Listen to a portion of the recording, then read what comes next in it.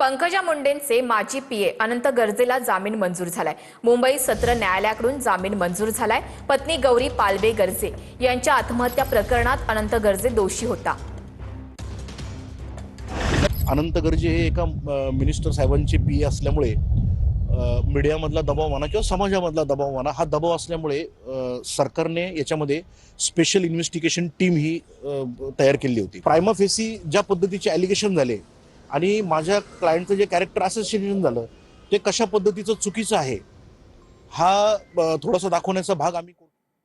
विधिमंडळात आदित्य ठाकरे आणि मंत्री गिरीश महाजन यांची भेट झाली, तर अनिल परब आणि गिरीश महाजन यांची गळाभेट झालेली आहे।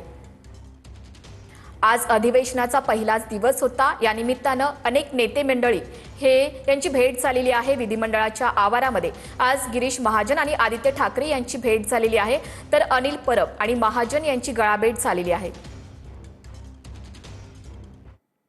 आळंदी आणि देहू संस्थान प्रशासनाची बैठक पार पडली।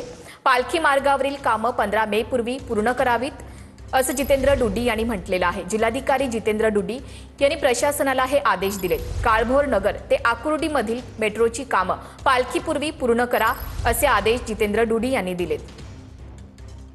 तर ते 26 प्रकारची सूचना आपल्याला 15 मेच्या आधी पूर्ण करून घ्यायचे आहे। दिवे घाटाचे काम या वर्षी पूर्ण होणार नाही, त्याला अजून 1.5 वर्ष लागेल। मात्र पालखी सुयस्कर प्रमाणे गेली पाहिजे, त्यासाठी जे गोष्टी आवश्यक आहे ते त्या ठिकाणी पूर्ण होऊ शकते। शक्तीपीठ महामार्गाला धाराशिव जिल्ह्यातील शेतकऱ्यांनी विरोध केलाय। जिल्हाधिकारी कार्यालयामध्ये शेतकऱ्यांनी घोषणाबाजी केलेली आहे। धाराशिव जिल्ह्यातील शक्तीपीठ महामार्ग रद्द करा असं शेतकऱ्यांनी जिल्हाधिकाऱ्यांना निवेदन दिलेलं आहे।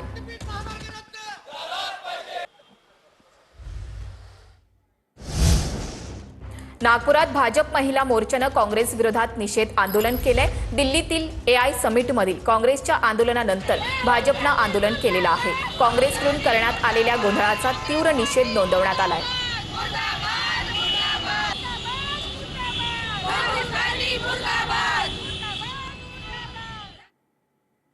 बातमी पुण्यातून आहे। आंबेगाव तालुक्यातील कुकडी प्रकल्पांतर्गत येणाऱ्या ढिंबे धरणातून पाणी सोडण्याची मागणी शेतकरी करतात।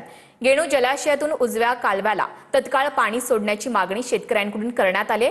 उन्हाचा कडाका वाढल्यानं शेती पिकं पाण्याअभावी सुकू लागलेत, त्यामुळे शेतकऱ्यांना तीव्र पाणी टंचाईचा सामना करावा लागतोय। साताऱ्याच्या लिंबमध्ये उदयनराजे केसरी भव्य बैलगाडा शर्यतीमध्ये बकासूर आणि बादल ही बैलजोडी विजयी झालेली आहे। खासदार उदयनराजे भोसलेंच्या वाढदिवसाचं औचित्य साधून बैलगाडा शर्यतीचं आयोजन करण्यात आलं होतं। यावर्षी पार पडलेल्या बैलगाडा शर्यतीत पहिलं बक्षीस हे 1,51,000 रुपयांचं ठेवण्यात आलेलं।